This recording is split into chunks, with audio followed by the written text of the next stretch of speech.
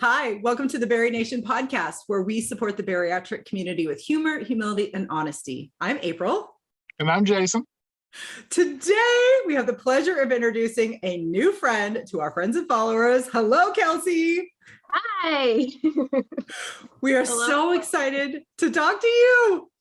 Excited. So this is kind of a roundabout way that we have been connected with you, but Jason, Sarah has been following Kelsie for quite some time, absolutely loves the support that she puts out in the bariatric community, and it's on YouTube. Yeah, she has an amazing YouTube channel with tons of followers on there. That's where she's kind of started. That's where she caught my wife's eye anyway. And Sarah's been watching her for months and months, and she'll always show me clips or show me videos and things, and be like, "You need to talk to her. Like, reach out to her, get her on the podcast." And I'm like, "We're trying to get there." And we eventually finally got everything to link up. So this has been months in the making, but we're super excited. Right? Oh my goodness. Kelsie, will you please take a few moments and introduce yourself to our friends and followers? Like, just the floor is yours. Anything that you would like to let them know about you, we would love to know. Sure, absolutely. I am an Alabama native who had gastric sleeve surgery on February 5th, 2021. As of today, I am down 115 pounds. Congratulations. Thank you so much. I think, just looking at your journey at the beginning, you never look at yourself and be like, I'm going to lose 100 pounds. And boy, and my quality of life is just so much better than it was 10 months ago. A little bit about me. I am a wife. I am a mother of a 13-year-old son who is growing up entirely too fast. I am a YouTube content creator, and I've been in the medical field for about 15 years. That's really all about me. I'm cut and dry. What you see is what you get. I love life. I'm full of positivity. I like to put positive vibes in the world because I like getting them back. And that's all about me. Well, and your YouTube channel exudes that positivity and that helpfulness. And what I was really amazed at is, your content is just so spot on, but it is so real. There is no there's no fluff, there's no anything. It's just, this has been my experience. And a lot of times it's in the moment, like you're going live and you're walking people through exactly what you're going through in that very moment of your of time. Yeah, absolutely. There's just a lot of, nothing about bariatric surgery is easy. Nothing about it is fun. Well, let me take it back. There are fun parts, but it's not easy. And I think that a lot of times it's glamorized because it's, becoming a bigger thing. Like, people are like putting it out there now. And so it's like, oh, I'm going to have bariatric surgery. It's going to be great. It's going to be unicorns. It's going to be rainbows and just glitter. But it's not always like that. And I like to be real because I want people to know, like, this is what you could face. Like, everyone's situation is different. But I think it's important to know that it is a struggle and it's a fight, and you're fighting for your life. And I think that it's important that you understand that, or that people understand that when they're choosing weight loss surgery. Yeah. Jason, that's something I hear you talk about often, right? That fight, like really choosing that fight every day. Yeah, well, I mean, choosing yourself, choosing your why over, kind of like what April says, choosing what you want most over what you want right now. Those fights come, you're right, they come on the daily, and they're grizzlies. I mean, it's not a bear cub, it's a whole grizzly bear you got to fight off on the daily basis. And for people that do glamorize it, you just think, oh, it's going to be simple, cut and dry. I'm going to drop, about 100 pounds my first year, and then just keep on going on to this magical life. And the problem with that is it creates this negativity that surrounds any kind of adversity. So the first time you hit any kind of bump on the road, if you have any type of complication, you're like, well, shit's not going to work for me. I failed. I did something wrong. I'm not a good bariatric patient. What have I done? And all of a sudden, because let's be honest, none of us talk, good to ourselves anyway. Our self-talk is usually pretty awful. So the first thing we're going to do, we're going to point all the fingers at ourselves and go, what did you do wrong? Because everybody else you see is having this magical time. And all of a sudden, just like everything else you do, you've screwed this up too. And so without somebody to stand up and say, no, this is really what it looks like behind the lens of Instagram, behind the lens of Twitter, behind the lens of, all the socials. Once you really turn it around and say, hey, no, for real, like, I had bariatric surgery. I am a success story, but it also came with this whole box of shit that I wasn't prepared for, but I deal with it every day because, you know, it's not a fail. You know, adversity doesn't automatically equal failure. You've got to find a way to be able to push through it and move to the other side before, you know, those successes can happen. Well, Yep. and Jason, you totally brought up such a good point, and I would have never thought about this, but that is truly one of the most important reasons to show it all, right? Is because if you think that it is this very smooth path, the moment you hit that first bump, you are instantly going to go back to that, probably that old mindset of, oh, I screwed this up, just like what you said. I would have never in a million years thought about that, but that is so true. Yeah. Yeah. I mean, it's so hard for people because they just want something better, and they just want, you know, they want what they see. And they're like, well, this person, you know, I saw them, they looked like me when they started, and now they look like this, you know, wonderful person, and they're having so much fun and their life is so much better. And it looks like it just all happened within the first 6 months of surgery and everything's great. Well, then you go along and you have your surgery, and you may be one of those people that doesn't lose it as fast, or you don't lose it in the same areas, or you have excess skin where the other person might not have.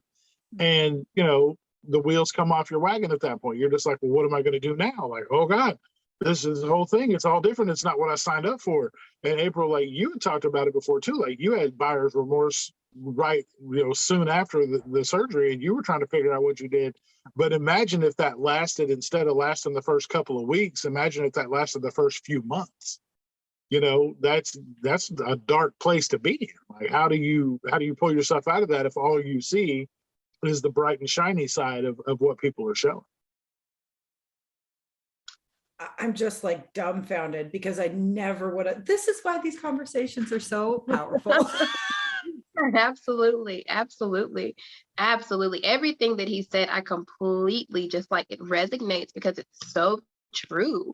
It's so true. Like, you know, when you go into it and you're thinking that it's going to be just this easy, because before I had my surgery, I was like, I'm going to lose this weight and it's going to be easy and I'm going to look good. My body's going to be what I want it to be. And then I get into it and I'm like, okay, I've already hit a stall and I'm four weeks out. What's going on? What have I done wrong?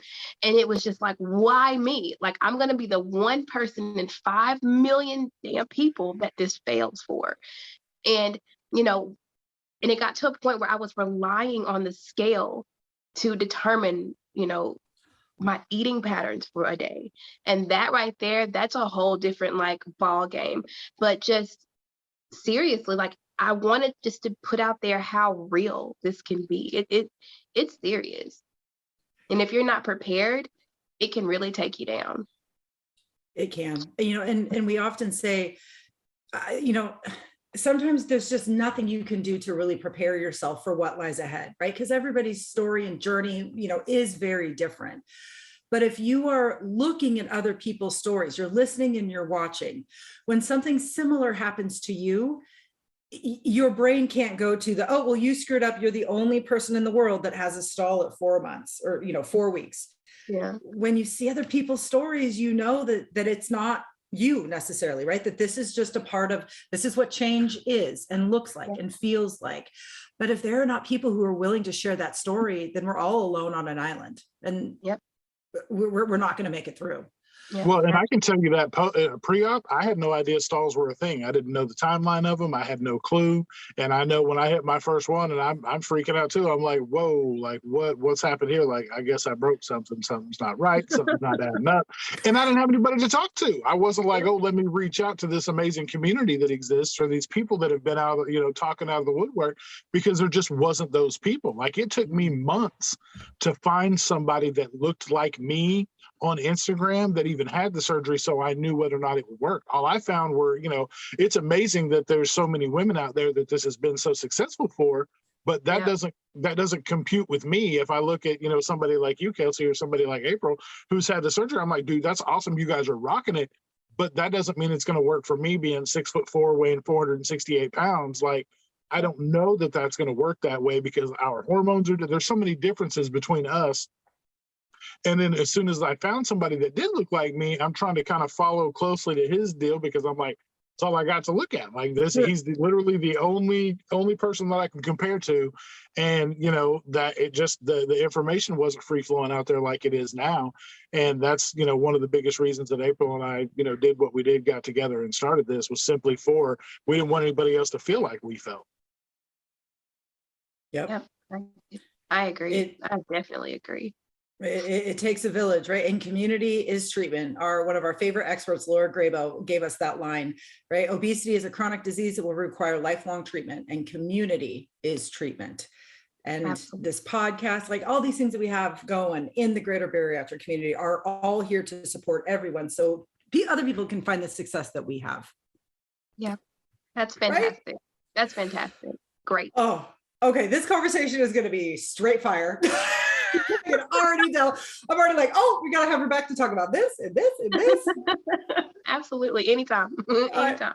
But I normally do this. I digress. Our conversation today is going to focus on self-care. So if you're listening or you're watching this podcast in the month of January of 2022, then you know that our support focus this month is self-care.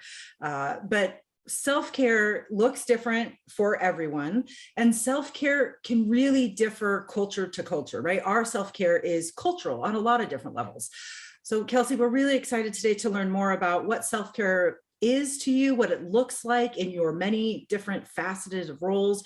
And then we're really excited to learn what self-care was like for you growing up in your culture, in your family, in your household. So if you're ready to dive in, I say we do it. Absolutely. Let's go ahead. All right, my friend. So we always like to kind of start our conversation by getting on the same page so that we're all kind of using the same language. So the definition of self-care that we have been using this past month is self-care is the practice of taking action to preserve or improve one's own health. The reason that we like this definition is because it has that action, right? It's one thing to think about self-care. It's another thing to actually put it into action. And then if the things that we're doing are not preserving or improving our own health, that's not really self-care. So what do you currently do to practice self-care in your own life? Oh, wow. There's so many different things, but the most important thing to me when I think about self-care and I think about how important it is to my life, I have to make sure that I am working on my energy, my space, my happiness. And there's just so many different, I guess I focus mainly on doing things that make me happy, taking a moment out of the day just to focus on me, as simple as walking around the mall, because I like to look at things. I'm a buyer. I like to do stuff like that. So I'll go and I'll just look, or if it's just walking through the park, taking a moment to really hone in on myself, to relieve stress, or just to be like, hey, Kelsie, here's a moment for you to sit and breathe and just work through anything that you're going through. And it's just really being alone with myself and my mind and my energy and working through whatever I'm going through. It's so important to take time for you. And this surgery has taught me that. And because prior to this, I didn't know how important self was. It was like a mystery. And so now I have to do things to take care of me, because I spent so much time, doing this for this person and this for that person and that for and everyone else got everything from me. And then when it came to the end of the day, it was like I had nothing left. There was nothing left for me to give myself. And so I had to start being a little selfish. So to me, self-care is being selfish. I mean, if that makes any sense. It does. And really, I think a lot of times in our society, the word selfish has a negative connotation to it, right? But selfish just means that you are looking out for your own needs equally to other people, sometimes more, right? But it's not necessarily a bad thing, because as you said, if you give and give and give, at the end of the day, there is nothing left for you. And I think for a lot of us in this community, we would arrive at this part of the day that you're talking about, and we would have nothing left for ourselves. And the only thing that we could do was turn to whatever was comforting for us. And that was probably food. Food. Number one, ding, ding, ding, ding. I mean, that was the only thing that I would find comfort in, the only thing. And it just made it better temporarily. And I would binge, and it never turned out well for me. Never. It never fixed what the problem was. Never. So what inspired you to have bariatric surgery? I get this question a lot. And my answer will always be life. Life and a better quality of life. I wanted to be healthy. I wanted to be happy. I wanted to look at myself in the mirror, not only physically, but mentally, and be able to say, this is who I want to be. This is who I want to see. I was tired of hurting. I was tired of fearing, that I was going to die early. I was, tired of having, different medical problems that were related to my weight that I felt like I had no control over because I couldn't control my eating habits. And so when I began to research about bariatric surgery, I was like, you know what, this is it. I want to live. And so I guess simply put, life it was my reason. I wanted a better life. I wanted to be happy. I wanted to feel whole. And this surgery, it gave it to me. I feel whole. I feel illuminated fully on both sides. Like, the easiest way, I guess, to explain is if you crack a door and, you see that little ray of light, and you can only see the things that are in that beam of light. But when I had my surgery, it was like the door was opened, and it was like the full illumination of myself. And I've been able to discover so many things about myself, and I'm so thankful. So simply put, life, my life is why I chose the surgery. It's so interesting. That is such a beautiful way to describe the change that can occur after bariatric surgery. Jason and I, we often talk about how amazed we are at like this extra capacity that we found ourselves, right? Like all of a sudden it's like, oh my God, I have so much time, or I have so much brain space. I have so much and you're just going like, I don't understand. And for me, it was realizing, oh my God, 90% of my brain's capacity used to be dedicated to food. Absolutely.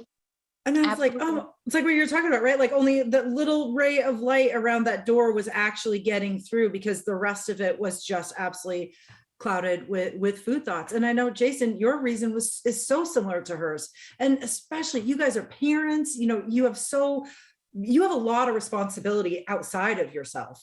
Yeah. Yeah, being a parent and a grandparent now, I've got a 3 and a 5-year-old granddaughters, and looking into it, I'm like, well, I made it through seeing my kids all graduate and moved on from that stuff, so that was great. I'm like, but now I got to be around to see them get married and see the grandbabies graduate. So that's the next step in things. So looking into it, I'm like, if I'm going to be around for that, I can't continue to just, go as hard at the table as I used to. So I've got to figure out a way to make sure that I'm around for that. And, just knowing how much of my kids' life that they lost out on having an active father and being able to move around and do stuff like I should have been able to do. Those were all reasons, parts of my why as to why I had the surgery as well. So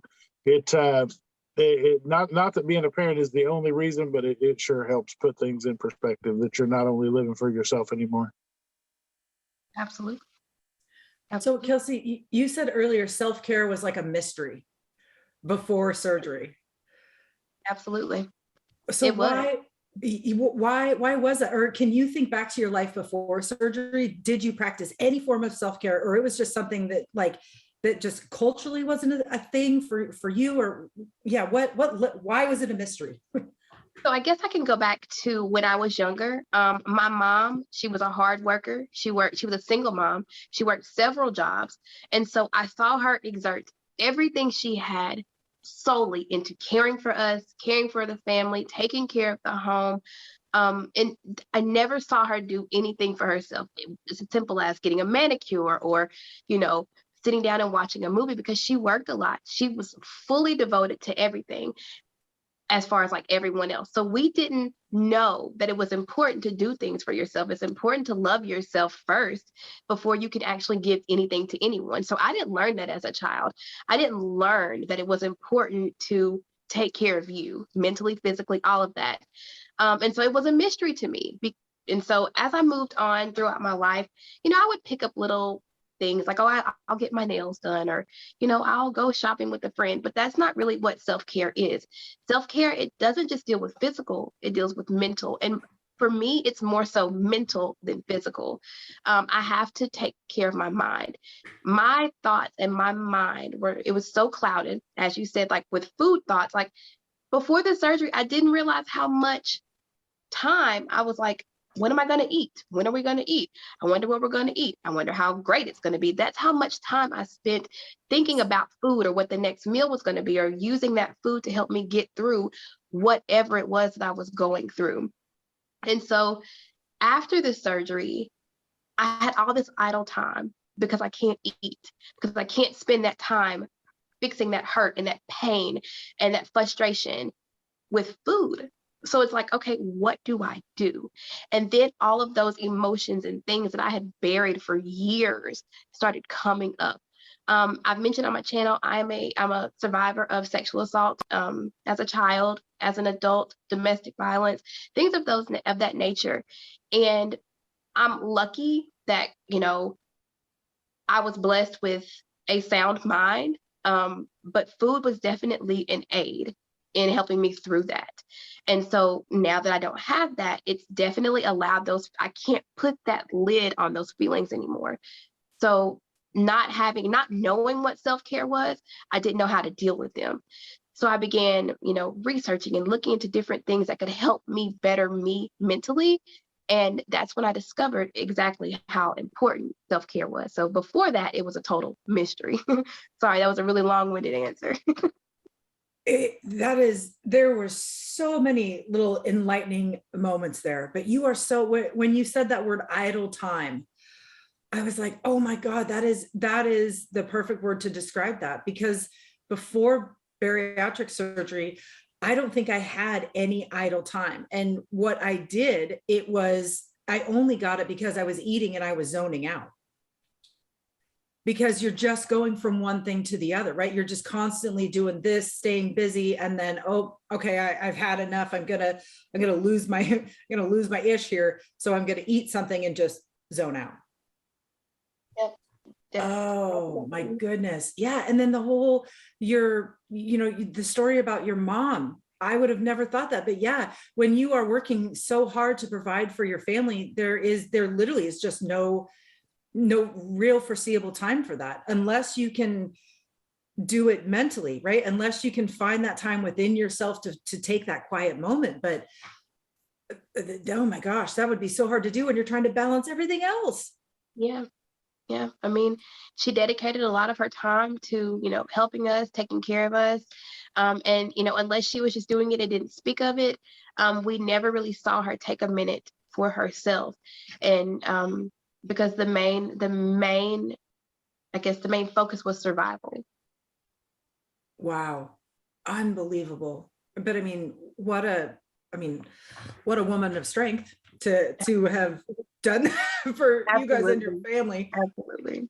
Wow. Well, and that's kind of, you get to that point where, her sole driving, force was making sure that you guys were good. And once you guys were set and straight and she had all the work done out of the way for the day, I'm sure it was all she could do to not just go collapse and sleep it off for the next day, because she got to get up and do it all over again the next day. I mean, my best friend growing up, his mom was the exact same way. So we watched her do the same thing, and golly, I don't even know if she's retired yet. She's still working, and we're grown now.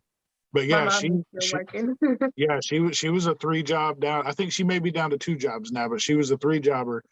Only had, I want to say she may had 4 hours off between jobs, like every night, that she would rock about 4 hours of sleep and get up the next day and do it all over again. She was a machine, boy. I told her, I was like, look, I'm a grown giant person, a grown man, and I can't do what you do. Like I gave it all to her. I was like, look, I don't know how you do it, but you do it. That's bravery right there. Wow. Wow. So how has self-care shifted for you now? So you've told us that it's really all about your mental, that mental care. And I think what really trips up self-care, maybe in the United States or the bariatric community, is is understanding that it's okay to take some time for yourself.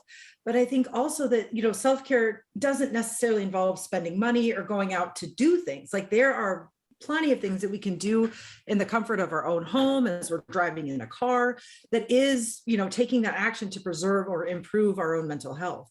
So what are kind of your go-to self-care items when you are especially busy, right? You're a wife, you're a mom, you're a professional, you're doing all the things. How are you finding the time to do it with all the things?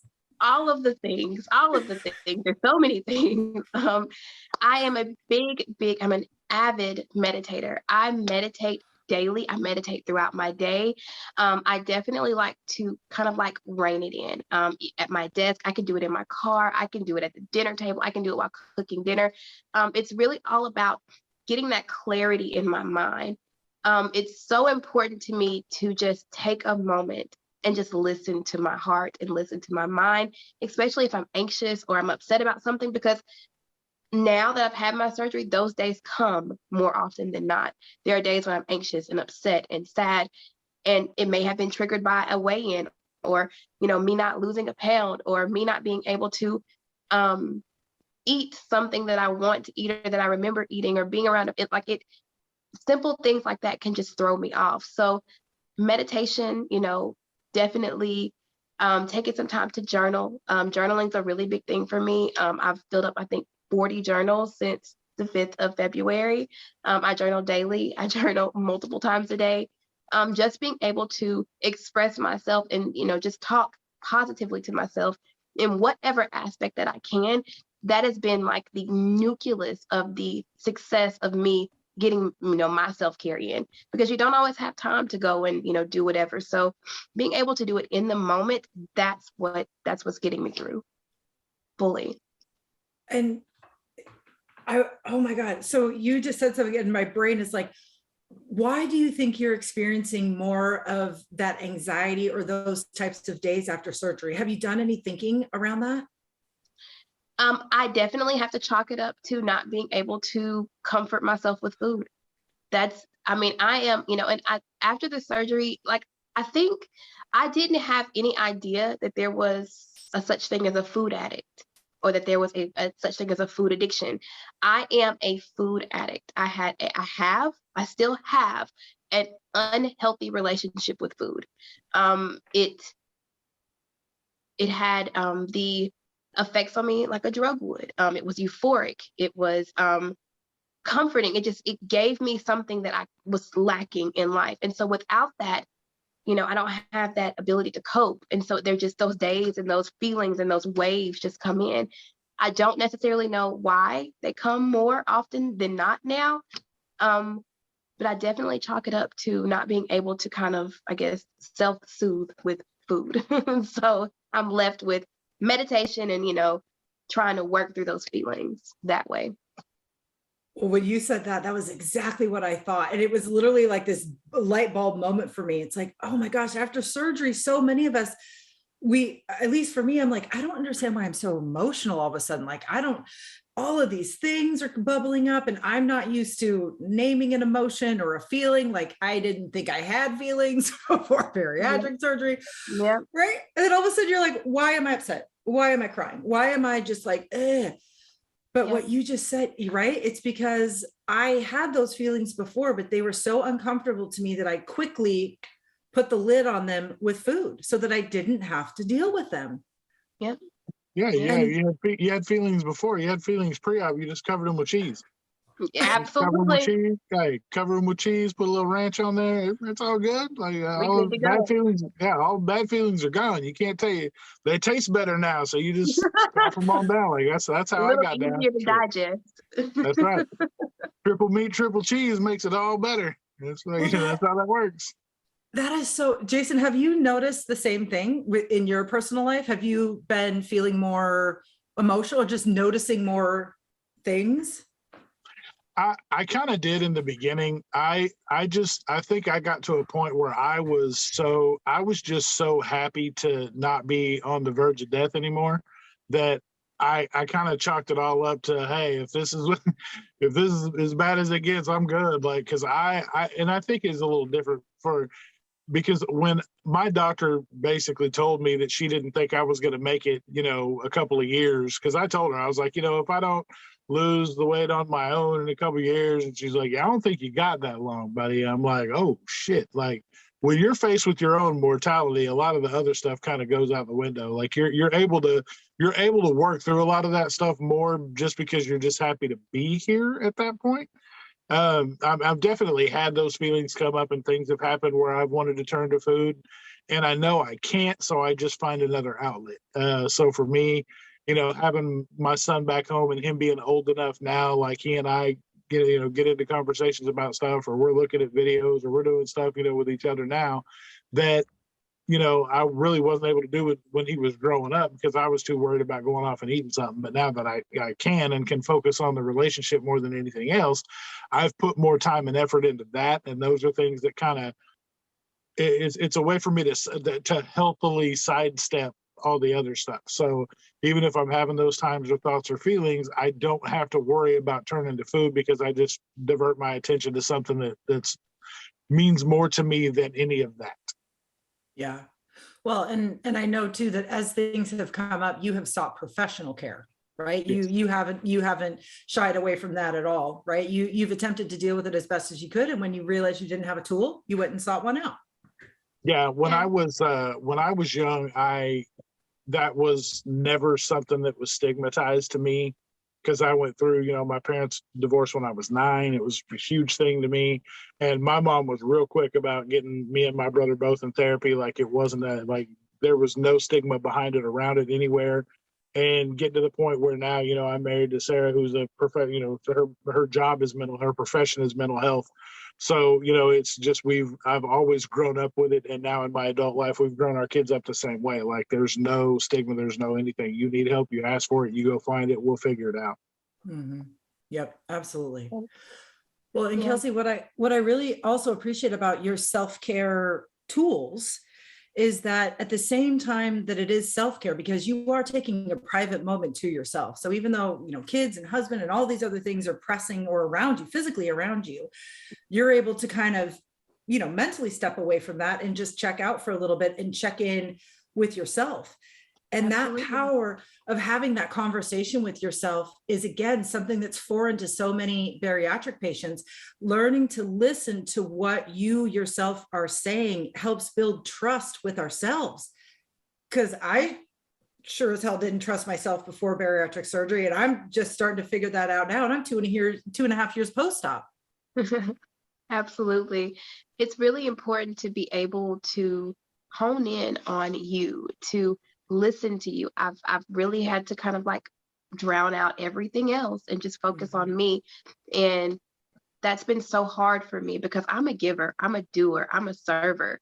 And I felt so guilty for so long for taking the time to listen to me. And sometimes I just have to walk away. I have to be, okay, give me a minute. And I never would do that before. I would just work through whatever it is, put my feelings on the back burner, and everyone else came before me. And I'm not able to do that anymore. I have to work through, I have to take that time. Yeah. Yes. Well, and the other amazing thing about your self-care tools that are in your toolbox is at the same time that it's self-care, it's also mindset work, right? You are also really focusing on your mindset. So it's almost like a 2-for-1 deal in the best possible way, right? It's my self-care, and it's the number one thing that we all have to work on after bariatric surgery. This. Yeah. Absolutely. Absolutely. And telling ourselves that self-care is important. Self-care is self-love. Self-care is necessary and needed is maybe just the first step that we need to arrive at, right? If we didn't grow up in a culture, if we didn't grow up in a family that self-care was important or prioritized or acknowledged, then that learning has to start with us. And just simply saying like, nope, self-care is important. I need to do this over and over and over again until we can carve out those little moments. Absolutely. Absolutely. I agree. Everything you say, I agree. Wow. So Kelsie, where would you recommend people start if self-care was not a part of their culture growing up? How can people begin their own self-care journey? Well, you definitely have to find what works for you. Meditation and, that path may not be for you, but journaling. I am in therapy. I go to therapy twice a week. I had, There's certain issues that unfortunately meditation can't, kind of touch and help with. So I had to speak with someone professionally. Finding a therapist that's right for you. Not every therapist is going to be the best for you. You have to find who fits you. You have to find who fits what you need. Definitely understanding what you need to be able to progress. And it may be talking to friends more. It may be sitting down and having a conversation with your significant other, your family, whoever, so that you can get the support you need to be able to effectively navigate through your post-op life, because it's important. Support is a big part of your success. And when it comes to self-care, you really have to find out what works for you. And that's the easiest way that I can put it. There's so many different ways to love yourself. You just have to find what works for you. And being people pleasers, like most 90% of us were, pre-op, it's very hard, like you said, to feel, you do feel selfish. Those are the feelings that you come up with. It's stuff that you got to fight through. And you may actually hear people say that, like, oh, well, you're being kind of selfish now. You used to be everything for everybody, and now you just care about yourself. Well, yeah, I mean, I kind of have to. And the fact that somebody would actually worry about you doing something better for yourself, that's a different conversation for a different day. You need to reevaluate kind of their place and what's going on with you.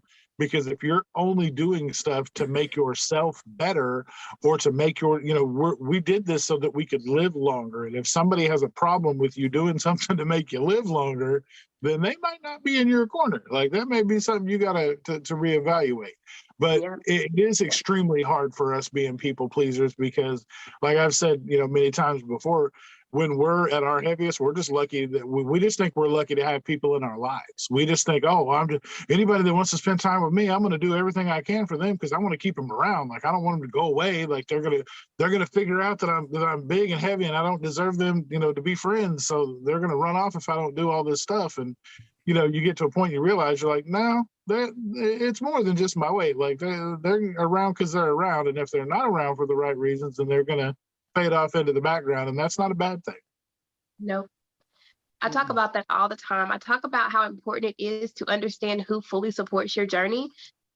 If there are people who do not want you to progress, who have a problem with you doing anything for yourself to make yourself happy, you don't need them. I mean, I hate to say that, and it's harsh, and but it's the truth. You did this surgery for you.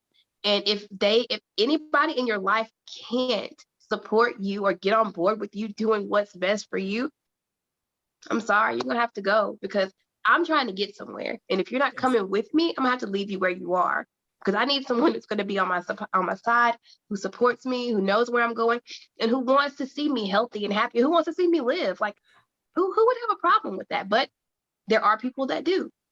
And unfortunately, I'm about to see you later, because I can't. And that's one thing about me. I've always been a people pleaser.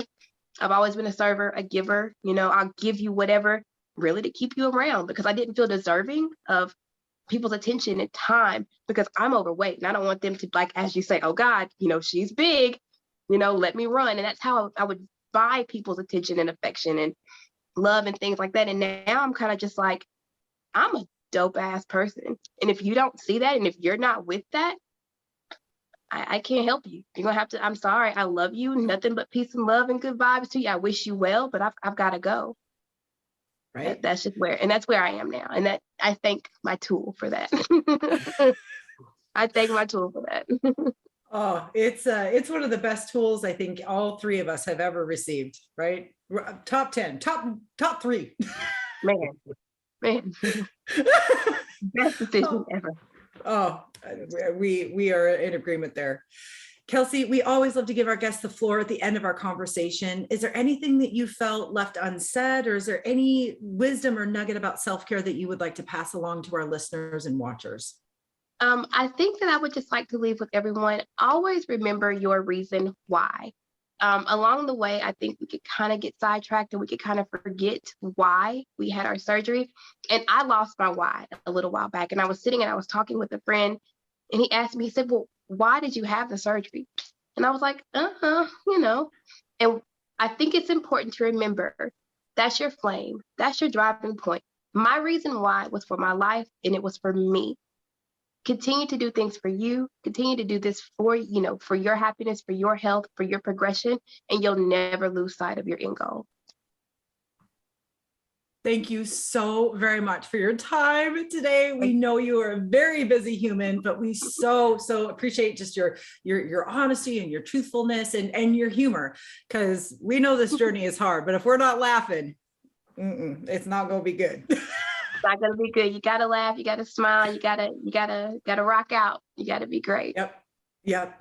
Kelsie, where can people find you on the interwebs? They can find me on YouTube, simply put, as Kelsie Danielle.